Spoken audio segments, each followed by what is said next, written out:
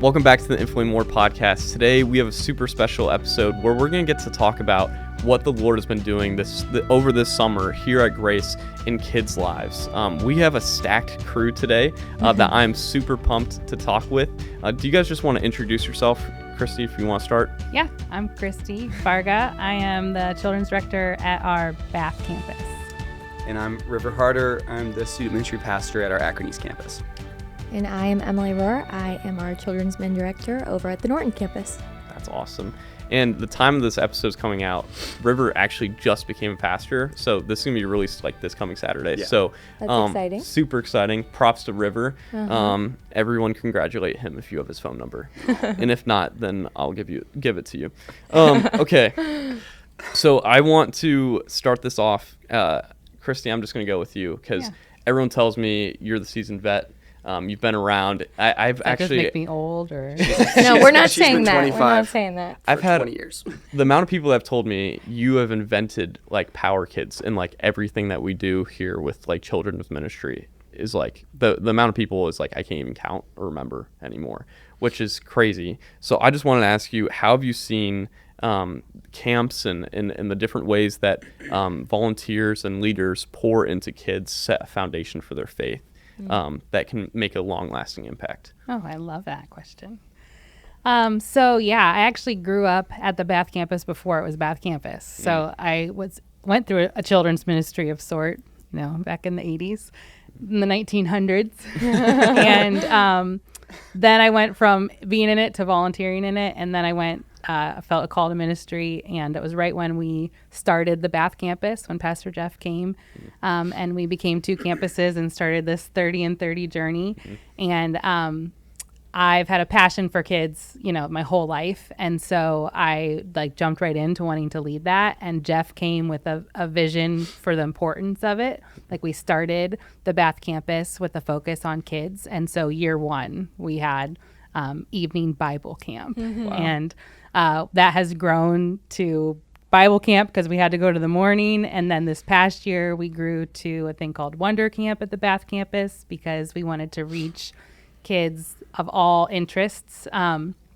But the foundation of it is kind of what your question was. So I think the language of kids is fun is a language of kids. They're familiar with it. So when you have inflatables and you have fun stuff, kids are drawn to that. They want to come to it.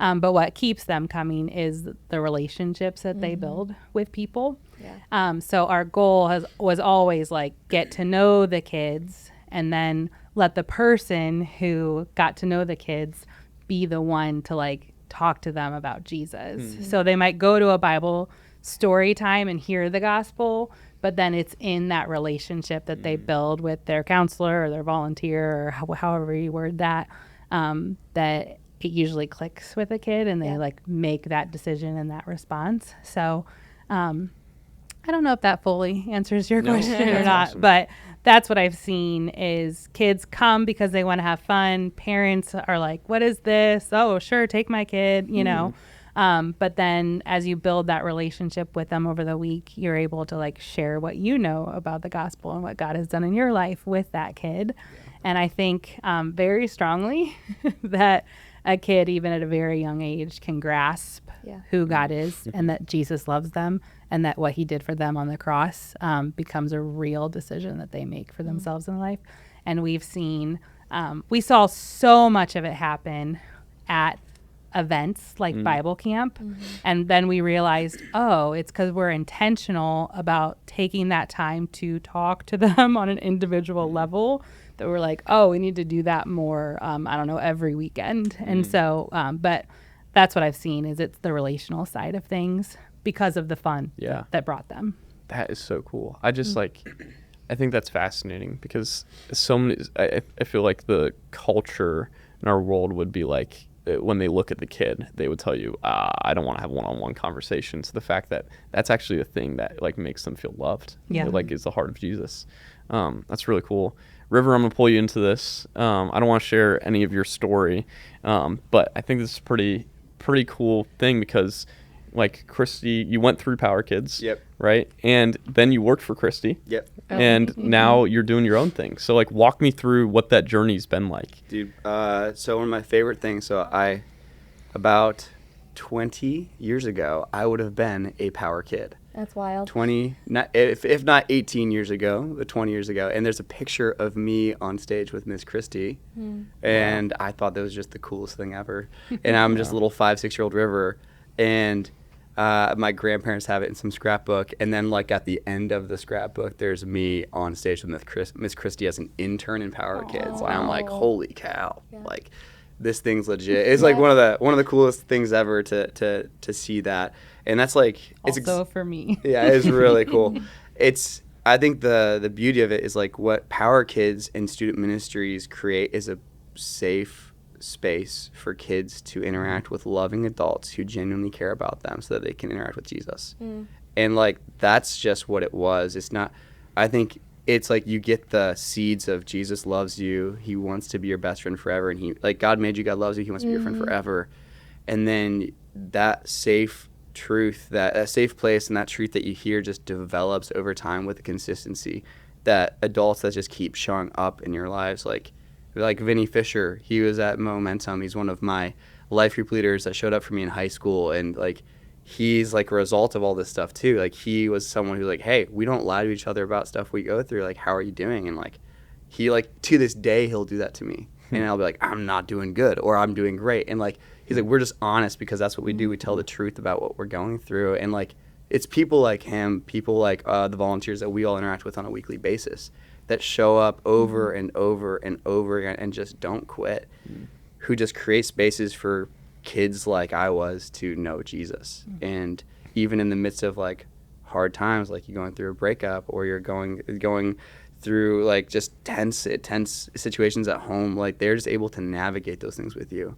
And like you also, it's not just that, but you build that camaraderie with like the students you interact with around you. So I just remember like the value of being a part of a team of people in that grade you're with adults who you trust, who love Jesus. Man, if it wasn't for any of that stuff, like I wouldn't be here.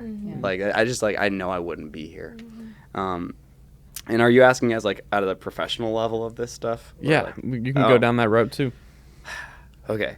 So yeah, I started in Power Kids, and a little bit I felt called into ministry at Momentum Youth Conference, which was where we just got back from the other week. It was amazing. So cool to see all the life change that happens there. But I remember at 17, shortly after I started to follow Jesus, I went to Momentum, and Jesus just clicked in a deep, deep way. Jeff Bogue, he was the Saturday night speaker, and I remember he was talking about how hard ministry is and stuff like that, and like it's a really great way to live. It's a hard way to make a living, and I think he was right. But I remember hearing that and him saying, if you feel called to go into full-time vocational ministry, come on down here. And I'm like, good for everyone else, not for me. I'm out.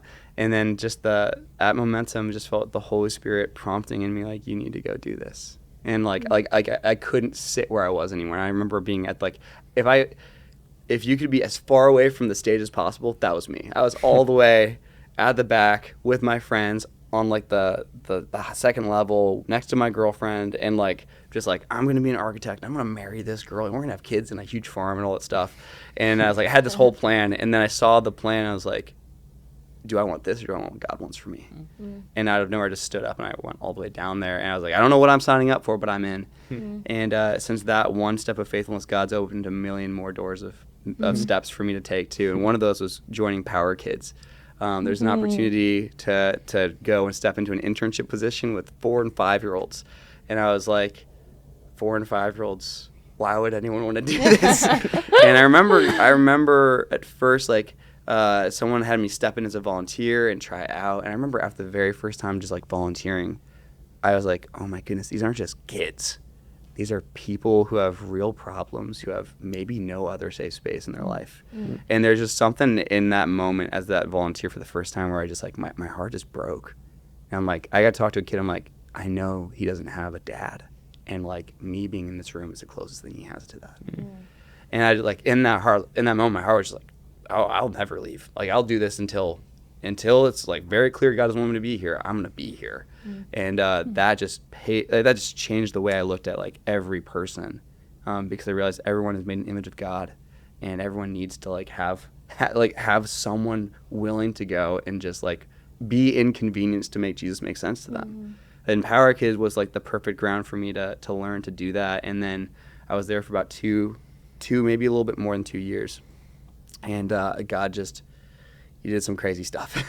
We'll say he did some crazy stuff in my life. And I felt a little bit of a call to leave Power Kids and go into this new, go through this new door. And really, if I'm honest, like there wasn't a lot of clarity to where I was going. I didn't know if I was going overseas to do mission work. I didn't know if there was like go to a different Grace Church campus, and like there were 3 opportunities, and it was like not this one, not this one, not this one, and I had nothing left. And then out of nowhere, I was like the last person in the office here, and Chris Amon walked to the door like, hey, there's like a church who just lost their youth pastor. They're going through some stuff. Would you be willing to go and tell these kids about Jesus? And I'm like, dude, I'll tell anyone about Jesus. Are they there? Like if they're there and they want to hear about Jesus, I'll tell them about Jesus. And so I went to this church. And it was in the middle of all this crazy stuff in my life. And I met these kids, and I just fell in love with working with high schoolers and middle schoolers, and just seeing people perceive the gospel, take it seriously, and be like, I can't hold this to myself. I need to tell other people about it. And I know I'm rambling a little bit and telling a little bit of the whole story, but out of that moment of faithfulness, Aaron Key, one of our campus pastors at Stark North, steps in the room, and he's like, hey, River, if you want to hang out, let me know. And like he talks to me. I go and I meet with him like 2 days later, and he's like, I've been looking for an intern. Do you want the job? I'm like, yeah, like that'd be awesome. Like this sounds like exactly what I want to do with my life. And He did not get my permission before that. Yeah, I was like, that was great. Yeah, so we had to talk about that. But anyways, No, he did. but it was just like God clearly opening doors in really, really cool ways. And I don't know, it was again the people who, like Aaron was my youth pastor. And it was another person who just never quit on me, like step in a moment and just like show me another door. And like I got to take a step of obedience with Jesus with that person. So, But even in that, like I remember watching your struggle of leaving here Oh my goodness. because of the impact that those kids had on your life and how you saw how God was using you. You were like, I don't know if I can do that. Yeah. And I was like, River, you have to leave for the next person to show up and do that in their life and have the next voice. And that was like, I think, a release for you. And then a life lesson, like you are not God to them. Right. You are a part of their story to point them to God. And like if you do the job the right way, like you all know this, like they'll remember at least how you were there for them. How And, long like, ago did you go? 5 years ago, that's when I And left. just this past winter, a kid said, "Would you think Mr. River would come baptize me?" Oh my! Because the impact you made when she was in 4 and 5, And I was like, 5 years later, That's yeah, amazing. and when like, she was getting baptized, she was like, "I want Mr. River to do that." and she was like, I was like, tell me about Jesus and like, why do you want to do this? And she just told me the gospel, and I was like, you're 9, 10? Yeah. I don't know, something like that. And I was like, okay, yeah, of course I'll baptize you. You get who Jesus is. Yep. And like I got back from Momentum, and she was picking up her sister, Aw. and she like sprints over to me. And I'm like, oh my gosh. Those are the moments. This just like little moments, like she's like, hi, and I'm like, oh hi, like My favorite so memory, we had like this staircase going down to Junior Power Kids where you served, and I was standing at the bottom of it, and this little girl was walking down the stairs with her parents, and she was like, I hope Mr. River is here today. And you weren't, and I was just like, I can't even tell her. I'm so sorry. Oh. Hate to let you down. But Aw, I love that. No, but like it's like I think it's the people who, and again, I wouldn't be here without those people who I was excited. I can't wait to go see Pastor Brad and Todd. Yeah. And Do the you Christies. know that you talked about Vinny Fisher? Yeah. Do you know he taught 2s and 3s? Probably, it could be around the era that you were in there for several years. Then he took a break and he started in 2nd and 3rd grade. And he realized he was getting a second round of life investment Wow. in these kids years later. Yeah. And then he cool. did that for many years. And then he moved to middle school, high school Yeah. ministry. And he got like a 3rd round of it. Yeah. Wow. And I was just like, if all of you just want to sign up for 2s and 3s, start there. No.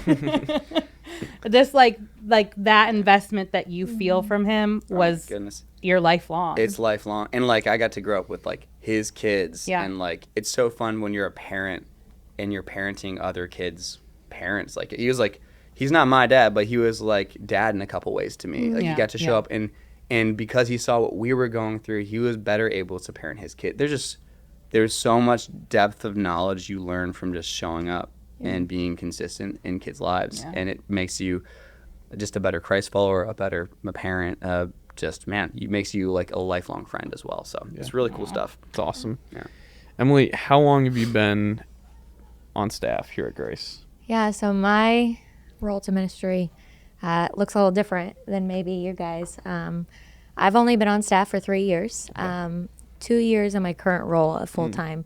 And I originally went to school to be a second grade teacher. Like I went for education. I taught second grade for a few years, and I knew my whole life I wanted to be a teacher, is what I thought. And so I kind of had my identity in that. And then when I was in it, it was COVID time, so that had some, things in there too. But I'm like, God, this is what I wanted to do with my life, and I hate this, and I'm not enjoying it. I don't feel like this is where you want me. So my quick version is, somebody told me I should apply for a role at the Barberton campus, had a part-time position open. A couple people told me. So I went in for that interview, and I had done some student teaching at Barberton, so I was like, oh, I gotta be a shoo-in. I know Barberton. And God made that very clear. Joel called me in the nicest way, let me down. I didn't get it. And I'm like, people told me I should do this. Like, I thought this would make sense. And it's one of those moments of like, God closed the door on purpose. Yep. And so I kind of went home, and I was like, I never thought I'd see myself in ministry. Like, never thought about it before, but I actually feel this stirring in my heart. Like, I really wanted to step into that. So I kind of had this thing with God. I'm like, God, I'm not going to go Google children's ministry jobs. Like, I'm not going to start looking. But I've always kind of said, like, God, if this is something you want me in, like, put a sign in my front yard. Like, make it super obvious.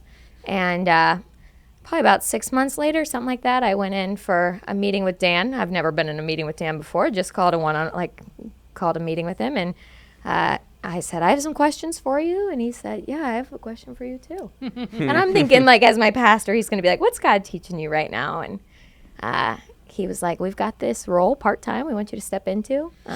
It's yours if you want it. And so felt like a sign in my front A yard. little bit. And I stepped into that. So I was part-time for a year, and I worked under Sherry Jones. And if you know Sherry Jones, Legend. she is amazing. Taught me everything. Yeah, I know. I love her, and everybody else loves Miss Sherry too. And when I found out Miss Sherry was wanting to retire, they had asked me to step into this role, and so I've been in this space for 2 years now, leading our team. We're a team of 5 over at our campus in Power Kids, and I never saw myself in ministry, but God did, and so. I've just seen his faithfulness over and over. I mean, it's very clear as to why I didn't get a part-time role at Barberton, because God needed me where I am. And so it kind of led me there. That's fantastic. And so what's cool is you kind of already had that burden of like, I want to work with kids. Yeah. Why did you want to work with kids? Yeah, so I, in the same way that you guys have expressed, had people invest in me. And so I love the joy that comes from kids. I love the fun aspect.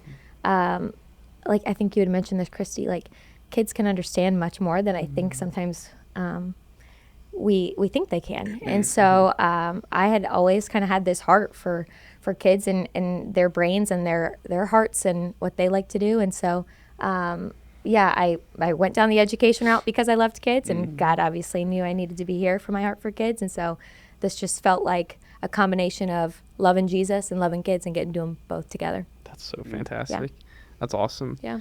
I always say, I was at like a funeral here once, and a family walked in with kids, and the kid, it was her first time in a church. And I was like, your memory of church is going to be this.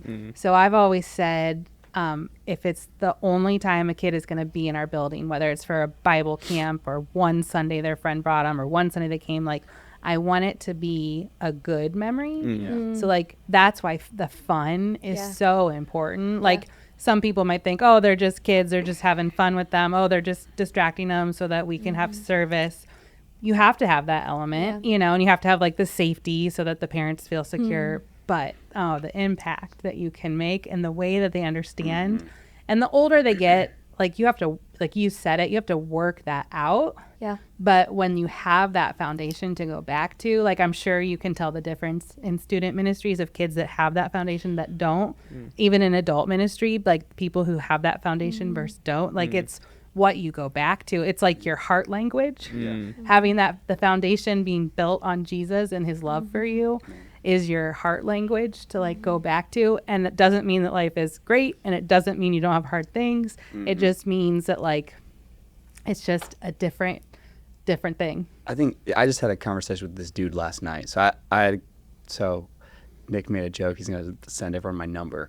I was at Momentum and I did this power track, and I put my number on the walls. Like, hey, if you got questions, text me. I was like, what a mistake. Not really. It's actually a joy. I got like 50 texts where like, hey, I'm going back home. How do I make a difference in my hometown, in my home church, in my? Let me just text you an answer real quick to that. Oh my! And I'm like, okay, we should probably like get your youth pastor involved, and I'll talk, and we'll talk, and it'll be great. But I was answering a couple of those questions last night at about 2 nights ago at a wedding. After the rehearsal, there's this one dude, and he hears me ask this question. This kid's like, I'm an atheist. I was an atheist, but now I'm like, I think there's God, and I don't know how to make sense of Jesus. Help me understand this thing. And this dude that I'm with, he just sits down. He's like, I want to talk to you about Jesus. My experience was like, church and Jesus is not fun. And I was forced to go, and it's something we had to do, and I had to wear a suit and the button-up shirt, and I'm like, man, like, no part of that sounds like something I want to be a part of. Yeah.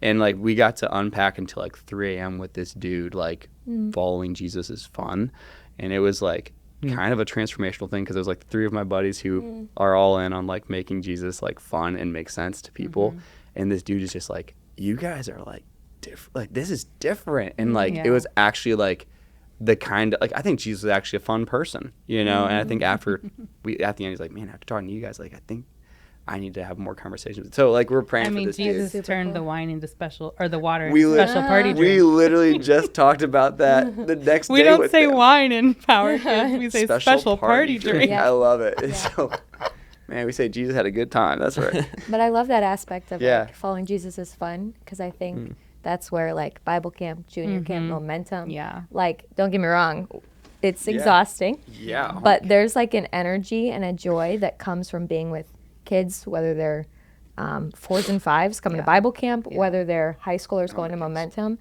There's a joy and a fun that you can see Jesus come alive. That is just different. And I think those spaces are really cool, not only for kids, but I've seen that with adults too. I would say our Bible camp this year, like Bible camps for kids, but I would say this year the most out of any, I've seen like adults come alive again. We had somebody from our church, she's actually one of our pastor's moms, and has kind of walked through a lot this year. And she's, I think, in her 80s. And she used to do an after-school program, which she talk about Jesus. And so after a really hard year, I said, hey, would you step in and kind of have one-on-one conversations with kids at Bible camp? It's what she did forever. And seeing her come alive, having this sweet 80-year-old woman with all of these experiences, and being able to plug her in, like she had the joy of Jesus from having conversations with these kids at Bible camp that like, I just feel like lit her up. And I think we can just see that over and over of like following Jesus is fun, but then it also like goes to each person as you're seeing that. It's like, oh, I want that. Oh, I want that. And it's just, it radiates out of everybody, and it gets an excitement going. But it takes time. You're like, I was there with them till 3 a.m. Like that doesn't happen in a quick conversation. And that's why camps are so important, because Sunday morning, Saturday night, you have like 45 minutes, an hour with them. You get a camp where it's a couple hours with them every day for a week straight. You take a junior camp where you're with them every day, all day for a whole week. And like the supernatural power of that like compounds, where the impact is just incredible. I did the math at Momentum. I was like, how many Wednesday nights am I getting back from this camp? It was 52 nights. Wow. And I'm like, that's 1 year of Wednesday nights. But if Wednesday night we're back to back to back. And they're just like, and the stuff you realize in that week about your life, like meeting with the student like an hour ago, and he was just like coming back from Momentum. He's like, man, like I literally prayed. He went Saturday night. He had a breakthrough moment with us and the guys in the room, and he was just like, oh my goodness, God loves me, and He's never left me. And he just like Such a simple foundational truth. and then he went that back is so hard to and accept. he's like, Lord, he got back on Monday. He's like, Lord, here's my relationship. Do what you want with it. An hour later, she broke up with him. And he's Wow. like, darn it, this stinks. Like, so we're meeting, processing a bunch of this stuff. And I'm like, dude, God's pruning you. So it's like, that's what He's pruning you so you can be more fruitful. And like, we had that conversation. And like, he was only recipient to hearing that because we just did a week of like, I don't want to, I don't know. And then we had one moment where he clicked. He's like, oh, I'm all in on this. If this is what following Jesus is, I'm all in on this. And in the moment where it's like, oh, and my thing I put my hope in, the other thing I put my hope in left me. So now all I have is Jesus and I don't know what else. I'm like what a great all I place need. what a great place to build on. And he's like ready to build there. So and you only get that from doing the camp thing with him. 100%. It was That amazing. time together, I like to say it microwaves. I get Amazon Prime. Yeah. In Your time, microwaves. because Yeah. it's like, what you would do in 1 hour in Oh, Power yeah. Kids on a Sunday, you're getting so much more than that. Yeah. And so not only relationally with friends, with counselors and volunteers, but also Away from home life, Yeah. away Yeah. from technology, away out in Yeah. God's creation. My favorite memory ever of junior camp was a year a counselor like had a one-on-one conversation with the kid about Jesus, and the kid had like understood the gospel and was ready to like stop there and pray and invite Jesus into their life, but she just got insecure in a second, and so she came and found me and was like, what do I do? And I was like, you pray with her, I'm like, I'm not gonna you just did all the hard work, I can't steal that from you, you do it. And so the two of them, I mean, just man. like clear as day, this was like 15 years ago, but Yeah. clear as day, sobbed through saying words, repeating words, both of them crying, like watching the Holy Spirit come into one life and watching the Holy Spirit completely transform another, was just like, it's my favorite memory of camp. That's so cool. Like, and I'm like, those things you can't, like, we had a girl decide to follow Jesus last week at Momentum. There's been a lot of people decide to do that. But Which there's is amazing. Which is amazing. I cannot, they like did an altar call thing. And he's like, we're going to do an old school altar call. I was like, if you want to follow Jesus, come down here. Hundreds and hundreds of people decided to follow Jesus last week. It was incredible. One of them was one of my girls in high school. And she, like, we had conversations. She's like, about baptism and following Jesus, and she's like, I've never had like a moment that I can own. So she made that moment her moment. Yeah. And then right afterwards, we're like hype, like this is so cool, and we're celebrating all together. And she looks over, and she's gonna get baptized tonight. And she looks over at her best friend who had been following Jesus, who'd been working on her and like never stopped chasing after her. He's like, hey, would River said it's okay. Would you be willing to baptize me? Wow. And just like Yeah. the melt. I'm so like, I'm excited. Yeah. Like, it's friends reaching friends, it's parents reaching kids, it's other parents working and not giving up on other kids, and you're just like, you can't, like, this is the relational investment that like this is the laying treasures in heaven stuff. Yeah. That Jesus is like, this is what it means to follow me. Yeah. It's like, work on doing the stuff that Yeah. matters and helping I'll people. give my life to that over Oh and my over again. yeah. So that stuff is gas in the tank for sure. That's awesome. Man. Sorry, Nick, back No, to you. you guys are good. This is awesome. I can just let you guys just keep talking. Okay. So you get River touched on it a little bit. You guys have all touched on it. The parents are such a big component of this piece, right? River, you say, and I'm sure you got it somewhere else, that like parents are the primary discipler of their kids. Yeah. Yeah, I assume so. What would you just like if you could speak to all the parents of Grace Church right now? Imagine you got the microphone and you could say something to them. What would you say? Wow. Me? Or And any any us? of you. All play. You go. Oh. No, like it's an all play moment. Oh. Okay. Okay. Thank you. Oh. Yeah, thank you that we get to partner with you, Yeah. and you're doing great, Yeah. and you're the right parent for your kid, Mm-hmm. and no one can replace you. And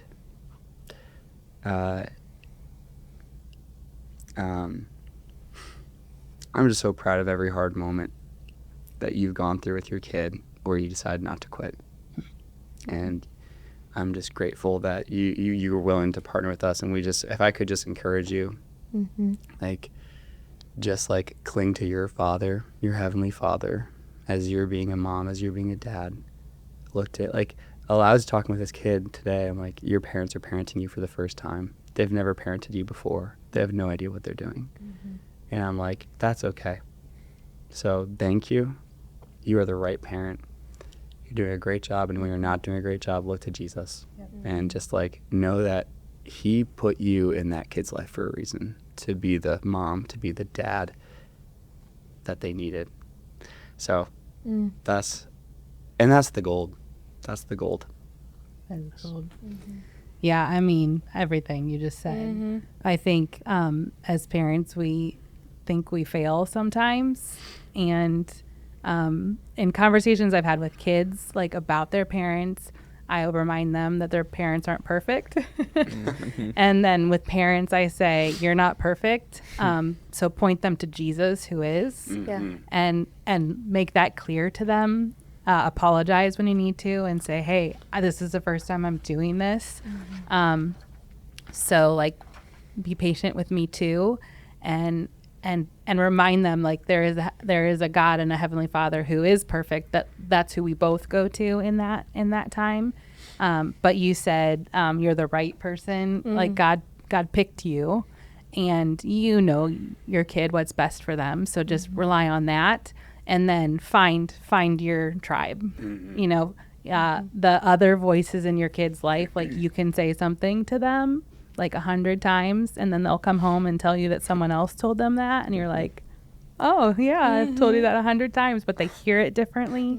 So like, finding those right godly other voices in their life is worth the time. It's worth the investment of saying, oh, I'm gonna send my kid to this camp. I am gonna take them a Wednesday night. I am gonna do this and commit to this, because as much as I can do, I can't fully do it. So I think that's the other really important part, but also a great job. I have one more thing I just Oh, realized. go for it. One of the most, or the two things you said that was like so good. Saying I'm sorry is like, I just had like one of my adults, like people that I trust, say I'm sorry to me, because they just made a side comment that they were like, oh, that was maybe too far. I don't know if I should have said that. And they said, I'm sorry. I'm like, you said you're sorry to me? Like, I'm an adult and I'm hearing that still. And I'm like, wow. Yeah. Oh yeah. But anytime a kid hears an adult humble themselves, say I'm sorry, it's just so huge. When you mess up, own it. And they're like, you gain so much more credit. So there's that. And then the second thing, my mom did this for me, and I'm like, it was like I was a senior in high school and getting too cool to go to church and go to youth group, and she's like, River, you're not there for you, you're there for someone else. And I'm like, I just can think of like handfuls of times where my parents just kept giving me like vision for why I'm doing what I'm doing. And like, you're allowed to have your kids do hard things and help them do hard things. So like, but when they don't do it, just make sure you're giving them a vision and helping them understand why. Like, you got that. It's for sure. so hard. It is really to hard. Balance the forcing them to do something that you know is good for them, that you don't want it to like have that backfire. Yeah. And so It's so hard. it is hard. Parenting is hard. I became a step parent 2 years ago, and I like have so much more respect for parents, and I understand things on a different level. And but I'm just like, oh, God entrusted me to this, you know, and like, I need to wake up thinking about what needs done, but then also not stress so much and trust God in it and all the things. So, Man. That's good. Yeah. That's good. If I were to say something to parents, I'd say you are not alone. I would say there's 3 people here that are on your team. There are so many people on your team. I think it is super cool when families can get invested and find other families that are in their same stage, same age maybe even, to see families come around each other, life groups. We have a mom's group at our church, just different ways that people are encouraging and loving and pointing others to Christ. I am not a parent yet, but the ways that we can help and we can love and we will go to the ends of the earth to do things for you. And so, and to help your child it is something special to trust your child into the care of others, whether it be for an hour on a Sunday or for a week at a camp. But we do this because we love your kids and we love your families.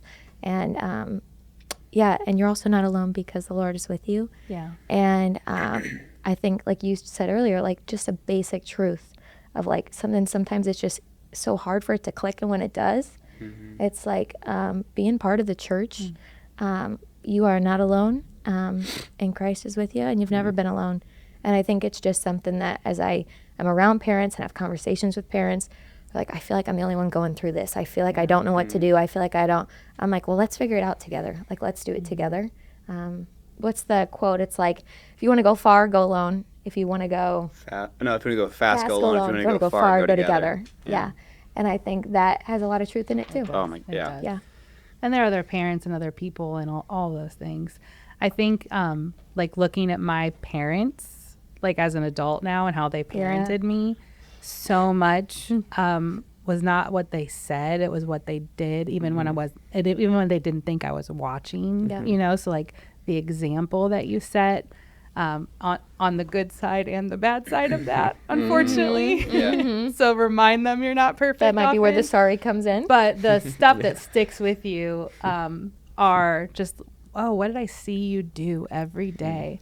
Oh, how did I see you interact with other people? Taught me how to interact with other people. My eyes look. I have like, we call them God goggles. You know, like I see people the way that God sees people because I watched my parents do that and model that and mess up, but go through it, and then the other people they put in my life. So yeah. And as we get older, like, we just see our parents in a different light. We're like, oh, that's why my parents chose to do that. I'm like, I think like my family, like I have 4 brothers. I'm like, oh my goodness, I can't believe they did it. Like they're all out of the house and married and functioning. I can't believe we all follow Jesus. Like, that's shocking to me. Like that I'm following Jesus. Like, Which isn't always the case. no, and it's not always unfortunately, it's not. yeah. But like the more, and like again, there's like hard stuff that they did that was yeah. not perfect. But like the farther away I get, like from being that kid, I just see them in a whole other light. And I'm like, I have respect for you guys just trying your best. And like that's Parents I huge. talk to through the teenage years or like any type of like,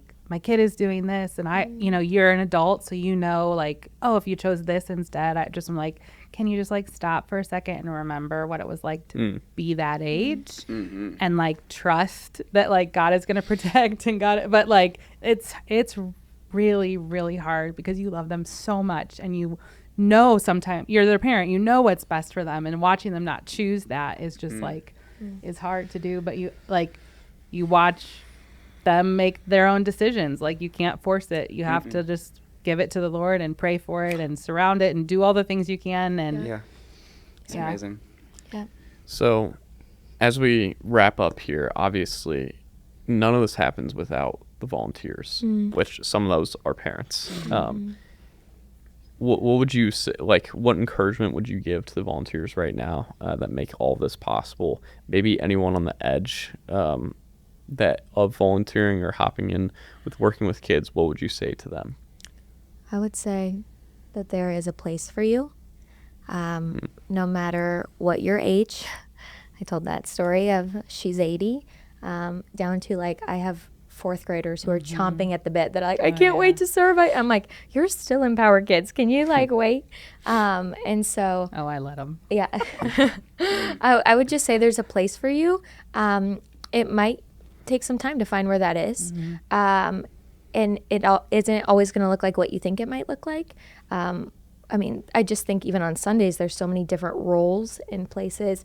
We have people that are nurses that come to junior camp. We have people that serve in the cafeteria. I mean, there is just so many layers of serving. And so even if you're someone that's not a kids person, there are actually ways for you to serve with Power Kids. We have somebody that monthly cuts out all of our supplies for that they use on Sundays. Literally just watches Netflix. She cuts. She's amazing. And she's a piece of all of that. It yeah. takes all of that to make that happen. Yeah. So I would say there's a place for you, and to just to dig in, try to find where that is, because we all have giftings. I've seen that come out, especially this year too. They all look different, but that doesn't mean no matter what your age, no matter what your gifting is, that you can't be used. So that's kind of something that I would also say to the volunteers. Like, I say this a lot too, like, we could not do it without you. This isn't the Emily show. This isn't the Christy show. You know, like, this isn't about Power Kids. Isn't by those little bit people. the River It Show. might be the It River might be Show. the River Show. I mean, look at me. Like, Power Kids isn't about the people that are on the staff.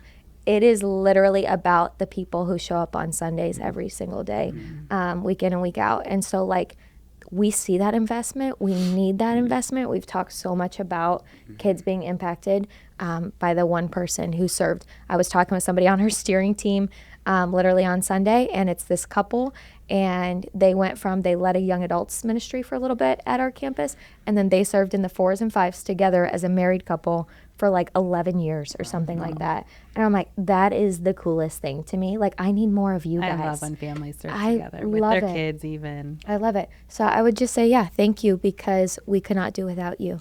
It's literally not possible. I'm gonna read something and just say something really quick. The fruit that you're looking for when you're serving, it's kind of it sometimes gets really hard to see the fruit. I remember that in Power Kids. You're like, man, is this 4-year-old understanding anything Yeah. I'm saying? And is this middle school care at all? Does this kid care at all? Does this high schooler just gonna go blow up his life?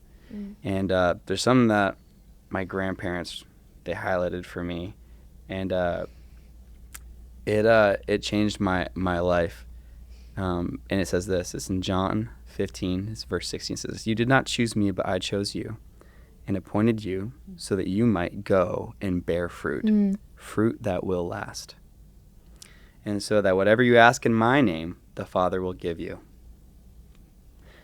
This is my command: love each other.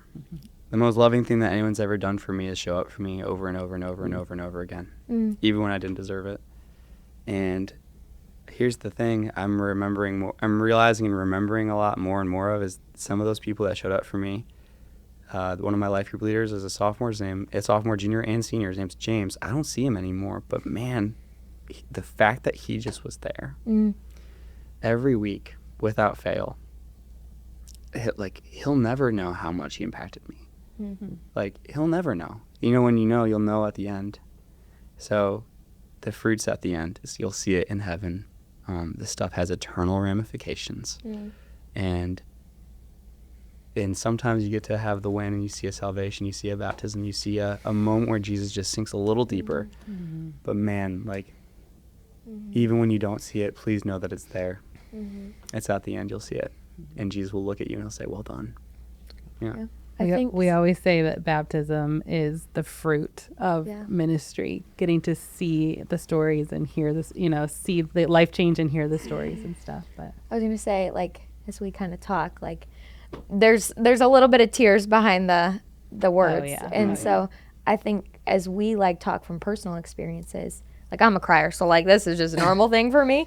But I'm like, as we talk about our personal experiences, but then also watch it with other people, like, we get dusty eyes, because it's like it is so relational and it's so personal, but it also just reflects the love of Christ so much that it's like you can't help but not be overwhelmed by it. Yeah. Yeah. It's incredible. so using the Bible, I love that.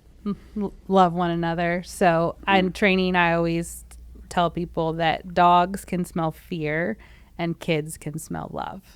So when you show up and you can like let go of the distraction of your life and really just love them, it's showing up is literally 90% of it. But then love lets you look past the behavior. Love lets you look past the frustration of, children's ministry, there's definitely frustration in it.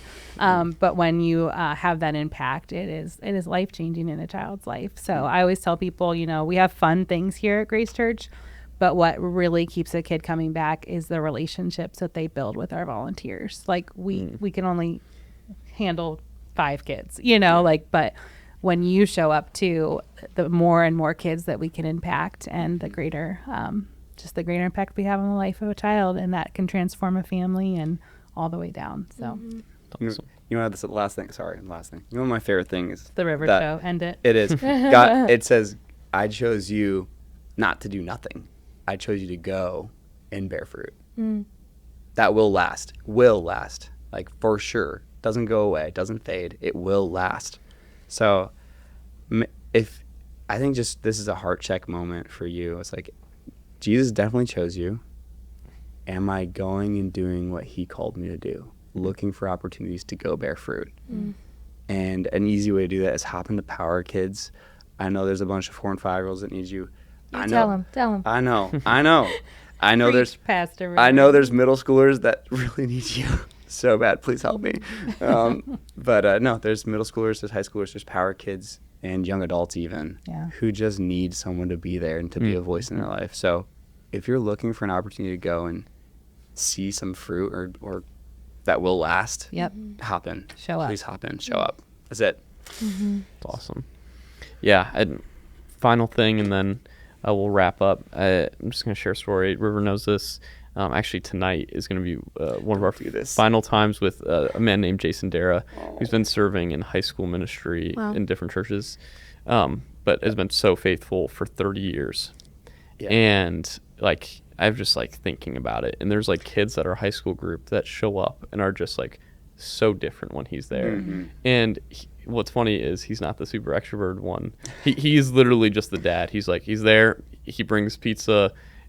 He plays some basketball. He talks a little bit, and but he's there every single week. And he's now going to Stark. He's been at Stark North, and they're starting something up at Stark North. This is like his 4th high school ministry that he's like a part of starting, which is insane. And so it's just that thing of like, if you don't quit, you win. And like, Faithfulness over time. yeah. I was like, I thought you might say something about Jason. I was like, dude, I was just thinking about him all day. I hope he hears this. Yeah, I hope so. You should send this to him. I will. Yeah. But man, I love him so much. And it's like one of those moments where he's like one of those dads for me. Where I'm like, man, even if everyone else isn't here, if Jason's here, man, we're gonna be okay. Like, it's just one of those. It's the Jason effect. It's true, and you guys could speak to this. I know you could, of like when you're serving faithfully alongside people. When you do that for a long time, like we know we're brothers and sisters with our fellow Christ followers, but like you really get to experience that fellowship when you're serving alongside them. There's nothing, like my cousin once said. He's like, there's a ton of things that you could do for me. He's like, the best thing you could do for me is pray for me. And I just think about that all the time. And like, I think of the Jason Daras and the people that just consistently show up and say, I'm going to be here. And that we get to like pray alongside for these kids and for everyone. And so that's pretty fantastic. And speaking of prayer, I got to do our plug for our 30 and 30 prayer calls. We do monthly prayer calls here at Grace Church where you can hear what God is doing at Grace, where he's taken us, and you get to pray with us about what we're asking the Lord to do. A lot of it is a part of this, of raising up the next generation. Are we going to send out new campuses? Who's going to go do that? Praying that God may raise up the workers and give us the opportunities to do that. So if you engage with this conversation and enjoyed this and care about the next generation, I really encourage you to go in the description below, go into the show notes or whatever, and check out how to join these 30 and 30 prayer calls. They are worth it. I know we've all been a part of them in some type of way, and they're just a fruitful time. And so we would love for you to join that. And with that, we can't wait to see you next time.